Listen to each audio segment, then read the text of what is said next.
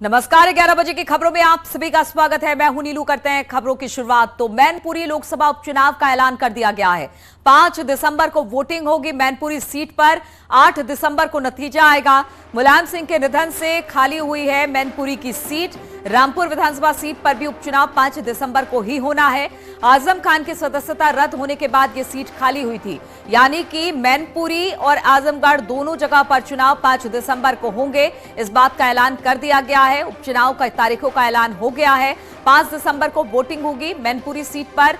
8 दिसंबर को नतीजे आएंगे। मुलायम सिंह के निधन के बाद यह सीट खाली हुई थी और ठीक रामपुर में भी यही होगा। 5 दिसंबर को यहां पर वोटिंग होगी और 8 दिसंबर को यहां पर मतगणना का काम होगा। रामपुर विधानसभा सीट पर 5 दिसंबर को उपचुनाव होना है, क्योंकि आजम खान की सदस्यता रद्द होने के बाद यह सीट खाली हुई थी और अब इन दोनों सीटों पर 5 दिसंबर को उपचुनाव होने हैं, यानी कि मतदान होना है। तो बड़ी खबर इस वक्त आ रही है। मैनपुरी लोकसभा उपचुनाव का ऐलान कर दिया गया है। 5 दिसंबर को वोटिंग होगी मैनपुरी सीट पर, जबकि 8 दिसंबर को नतीजा आएगा। मुलायम सिंह के निधन के बाद यह सीट खाली हुई थी। रामपुर विधानसभा सीट पर भी उपचुनाव होने हैं। 5 दिसंबर को यहां पर मतदान होगा, क्योंकि आजम खान की सदस्यता रद्द होने के बाद यह सीट खाली हो गई थी।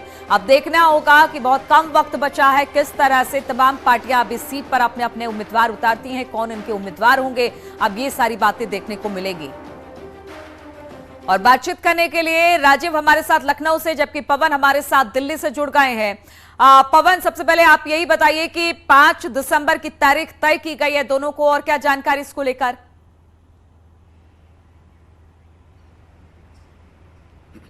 देखिए, अब से थोड़ी देर पहले चुनाव आयोग ने जो उपचुनाव है उसकी घोषणा कर दी है, जो कि मैनपुरी और रामपुर, मैनपुरी लोकसभा के लिए होना है और रामपुर में विधानसभा के लिए होना है। उसकी जो सबसे पहले जो नोटिफिकेशन जो है वो 10 तारीख को होगा, यानी 10 तारीख से नामांकन की प्रक्रिया जो है वो शुरू हो जाएगी। 17 तारीख जो है वो नामांकन की आखिरी तिथि है और उसके बाद में 5 दिसंबर को मतदान होना है। और उसके साथ साथ जो 8 दिसंबर है, जिस दिन गुजरात और हिमाचल चुनाव के नतीजे आएंगे, उसी दिन मैनपुरी लोकसभा उपचुनाव और रामपुर विधानसभा उपचुनाव के नतीजे आएंगे। तो ये बिल्कुल एकदम साफ है कि अब दोनों ही सीट, जो कि समाजवादी पार्टी का गढ़ माना जाता रहा है, मैनपुरी लोकसभा तो समाजवादी पार्टी नहीं, यादव परिवार का गढ़ माना जाता रहा है, वहीं से यादवों का गढ़ उनको कहा गया है हमेशा से। और रामपुर जो विधानसभा है वो हमेशा से आजम खान बहुत लंबे वक्त से, पिछली बार भी उन्होंने विधानसभा चुनाव लड़ा, जेल के अंदर भी थे, उसके बावजूद भी वो विधानसभा चुनाव जीत के आए थे। तो ऐसे में दोनों ही गढ़ जो है वो समाजवादी पार्टी के गढ़ माने जाते रहे हैं और उन दोनों जगह पे इस बार लोकसभा उपचुनाव होना है और विधानसभा उपचुनाव होना है। तो बहुत इंटरेस्टिंग और बहुत महत्वपूर्ण भी है, क्योंकि 2024 के लोकसभा चुनाव से पहले मैनपुरी उपचुनाव ये रास्ता तय करेगा, दिशा बताएगा कि किस तरफ रुझान है पब्लिक का। कहा जा सकता है कि जो 2024 का फाइनल है लोकसभा का, उससे पहले एक बड़ा सेमीफाइनल लोकसभा, जो मैनपुरी लोकसभा है उसके तहत हो जाएगा। क्योंकि मैनपुरी जो गढ़ है, इससे पहले आपने देखा कि रामपुर लोकसभा उपचुनाव हुआ था और आजमगढ़ का लोकसभा उपचुनाव हुआ। दोनों ही सीटें समाजवादी पार्टी के गढ़ कहा जाता था, लेकिन दोनों ही उपचुनावों में बीजेपी ने एक भारी जीत दर्ज की थी। तो कहीं ना कहीं समाजवादी पार्टी के लिए एक बहुत बड़ा झटका ये उपचुनाव का परिणाम माना गया था। लेकिन मैनपुरी में अगर कहीं ऐसा परिणाम आता है तो ये बहुत बड़ा सेटबैक साबित होगा समाजवादी पार्टी के लिए। हालांकि कुछ दिन पहले अभी गोला गोकरनाथ जो विधानसभा उपचुनाव हुआ है उसका उपचुनाव हुआ था, अखिलेश यादव वहां कैंपेनिंग के लिए नहीं गए थे। लेकिन मैनपुरी और रामपुर ये दोनों ही ऐसी सीट हैं जिन पर ऐसी रिस्क अखिलेश यादव नहीं लेना चाहेंगे। बिल्कुल, और तो यही दोनों कारण ही जो है दोनों ही सीटें समाजवादी पार्टी के लिए काफी महत्वपूर्ण है। एक तरफ से यादव लैंड कहा जाता है मैनपुरी को, जहां पर लोकसभा उपचुनाव होने हैं, और दूसरी तरफ आजमगढ़ की बात की जाए तो यहां पर आजम खान का दबदबा हमेशा से देखने को मिला है।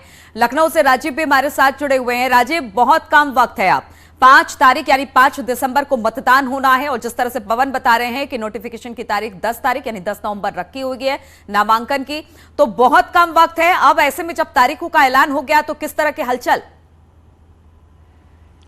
देखिए, सपा मुखिया मुलायम सिंह यादव के निधन के बाद मैनपुरी सीट खाली हुई थी और हेट स्पीच मामले में सजा याफ्ता होने के बाद आजम खान की जो रामपुर विधानसभा सीट है वो खाली हुई है, जिस पर 5 दिसंबर को चुनाव कराया जाएगा और 8 दिसंबर को रिजल्ट आएगा। ऐसे में समाजवादी पार्टी के लिए सबसे बड़ी चुनौती होगी, क्योंकि इन दोनों सीटों पर एक लंबे अरसे से, अगर मैनपुरी की बात करें तो 26 वर्षों से यानी 1996 से लगातार समाजवादी पार्टी के सांसद मैनपुरी से चुने गए हैं और और अगर आजम खान की बात करें तो रामपुर विधानसभा सीट से 36 सालों से यानी कि 1980 से रामपुर में आजम खान के परिवार का उस सीट पर दबदबा रहा है। ऐसे में सबसे बड़ी चुनौती इस बार यह है कि एक और जहां सपा संरक्षक मुलायम सिंह यादव का निधन हो गया है, तो वहीं बीते अरसों में कहीं ना कहीं चाहे वो मैनपुरी हो या रामपुर हो, उनमें दोनों पर बीजेपी की मजबूत पकड़ बनी है। और यही कारण है कि अगर सबसे पहले बात मैनपुरी की करें तो 2014 में जब लोकसभा चुनाव हुआ था तो सपा संरक्षक मुलायम सिंह यादव 3,94,000 वोटों से जीते थे।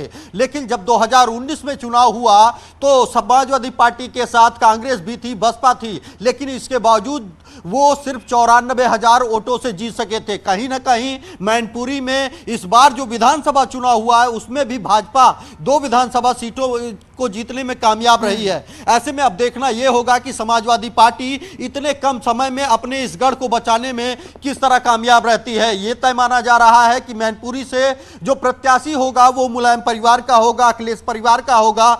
देखना यह होगा कि क्या डिंपल यादव वहां से चुनाव लड़ेंगी या फिर धर्मेंद्र यादव या तेज प्रताप को वहां से चुनाव बिल्कुल। अब बहुत कम वक्त बचा है और अब एसपी को खास तौर पे मैनपुरी पे, क्योंकि दावेदार यहां पर बहुत सारे दिखाई दे रहे हैं यादव परिवार से, लेकिन किस पर मुहर लगेगी देखने वाली बात होगी। मैनपुरी से देवेंद्र हमारे साथ फोनलाइन पर जुड़े हुए हैं। देवेंद्र, मैनपुरी की जो लड़ाई है वो बहुत अपने आप में दिलचस्प हो जाती है। मुलायम सिंह का निधन हुआ, सीट खाली हुई, बताया जा रहा है यादव परिवार से ही कोई निकलकर सामने आएगा। बहुत कम वक्त है क्योंकि 5 तारीख को 5 दिसंबर को मतदान होना है, और ऐसे में कौन हो सकता है प्रत्याशी जिस पर सबसे ज्यादा सबकी नजर होगी? बिल्कुल साफ तौर से मैनपुरी का जो चुनाव है बेहद दिलचस्प होगा। मुलायम सिंह इनके निधन के बाद ये सीट खाली हुई थी और एक लंबे अरसे से समाजवादी पार्टी का कब्जा रहा है। तेज प्रताप जो पूर्व सांसद भी रहे हैं मैनपुरी के, और उनके नाम अभी तक जो सामने आ रहा है कि कहीं ना कहीं समाजवादी पार्टी से वो चुनाव लड़ सकते हैं। हालांकि इस तरीके की कोई भी औपचारिक घोषणा पार्टी के किसी पदाधिकारी ने या उन्होंने नहीं की है, लेकिन साफ तौर से मैनपुरी का मुकाबला बेहद रोचक होगा क्योंकि मैनपुरी के ही करेल विधानसभा से अखिलेश यादव भी चुनाव जीते हैं। तो ऐसे में उनका पूरा फोकस मैनपुरी पे होगा और एक लंबी जीत दर्ज की जाए या वोटों की अधिक संख्या से जीतकर दर्ज की जाए, इसका पूरा प्रयास समाजवादी पार्टी का रहेगा। लेकिन देवेंद्र, मैनपुरी की बात की जाए, यहां पर बीजेपी हमने देखा विधानसभा चुनाव में सेंध लगाने में कामयाब रही है। ऐसे में बहुत सोच समझकर कैंडिडेट उतारने की जरूरत है, खासतौर पर ऐसी सीट पर जहां से मुलायम सिंह खड़े रहे हैं अब तक, और वहां से उनको जीत हमेशा से मिलती रही है। बिल्कुल साफ तौर से जिस तरीके से चुनाव होगा वो बेहद रोमांचक होगा, और खास तौर से जो बीजेपी है, बीजेपी ने इस बार 2 सीटों पे जो जीत हासिल की थी विधानसभा में, उसमें एक कैबिनेट मंत्री भी बनाए गए हैं, जयवीर सिंह। उसके अलावा जो यहाँ पे पकड़ की बात की जाए तो बीजेपी ने कई काम ऐसे किए हैं जिसको लेकर लोगों से उनका जुड़ाव रहा है, और समाजवादी पार्टी को इसी को लेकर बेहद चिंता है। और जो प्रत्याशी उतारा जाएगा उस पर विशेष नजर रहेगी कि आखिर वो कौन सा उतारा जाए, उनके परिवार का कौन होगा। इसमें कई लोगों के नाम आए हैं। सबसे आगे उस रेस की बात की जाए तो उसमें तेज प्रताप का नाम सामने आ रहा है। हालांकि अभी भी जो है जिस तरीके से जो बात हो रही है कि कहीं ना कहीं कोई उनका घर का ही सदस्य लड़ेगा, लेकिन अभी तक स्थिति साफ नहीं है। साफ तौर पर कहीं ना कहीं रोचक बेहद जो मुकाबला है वो बिल्कुल। तो परिवार का कोई सदस्य होगा, डिंपल होगी, तेज होंगे, कौन होगा इस पर अभी संशय की स्थिति बरकरार है, लेकिन बहुत सोच समझकर मैनपुरी की सीट पर समाजवादी पार्टी को अपने प्रत्याशी को उतारने की यहां पर जरूरत होगी। रामपुर से विशाल भी हमारे साथ फोन लाइन पर जुड़े हुए हैं। विशाल, अगर रामपुर की बात की जाए तो यहां तो आजम खान का सालों दबदबा रहा है, अब आजम नहीं तो फिर कौन? देखिए, बिल्कुल आपको बता दूं कि आजम खान पिछले 10 बार से लगातार यहाँ विधायक रहे हैं। उनका इस सीट पर जो है लगातार कब्जा रहा है, लेकिन हेट स्पीच के मामले में उनको इस बार क्या कहते हैं उनकी विधानसभा सदस्यता रद्द कर दी गई थी, जिसके बाद अब 5 दिसंबर को यहाँ उपचुनाव होना है। मेन बात यह कि अब तक आजम के परिवार से ही कोई ना कोई चुनाव लड़ा है, चाहे वो सांसदी का हो, चाहे वो क्या कहते हैं विधायकी का हो। पहली बार ऐसा हुआ था कि उन्होंने अपने पार्टी कार्यकर्ता को लोकसभा का चुनाव लड़ाया था। उसके बाद जो था वो अब जो 5 दिसंबर को चुनाव होना है उसमें कहीं ना कहीं उनकी बहू भी जो है, जो उनके बड़े बेटे अदीब आजम की पत्नी है कि वो कहीं ना कहीं दावेदारी उसको भी आजम का चुनाव मैदान में उतार सकते हैं। फिलहाल मुकाबला है जो रोचक होगा, क्योंकि जिस सीट पे लगातार सालों से जो था आजम खान का कद्दावर नेता का कब्जा रहा है। आई हेट स्पीच के मामले में उनको क्या कहते हैं उनकी विधानसभा सदस्यता रद्द कर दी है। अब देखना यह है कि आजम खान अपनी सीट से किस परिवार के किस सदस्य को उतारते हैं या किसी बाहर के आदमी को उतारते हैं। बिल्कुल। और विशाल, क्या हम ये मान के चले कि आजम परिवार से ही उम्मीदवार होगा, कैंडिडेट होगा, कोई बाहर का उम्मीदवार नहीं उतारा जाएगा? देखिए क्योंकि बिल्कुल चाहे जो उपचुनाव की रामपुर में प्रक्रिया शुरू हुई है आजम खान के ही देन हैगी, लोगों का भी कहना है, क्योंकि आजम खान अपने ही परिवार से किसी को उतारते हैं। जब वो जीत जाता है तो उसको क्या कहते हैं इस्तीफा दे करके फिर वो दूसरा उपचुनाव होता है। इसी मामले में ये भी इसी कारण हुआ कि आजम खान जो है हेट स्पीच के मामले में उनको ये विधानसभा सदस्यता रद्द कर दी गई।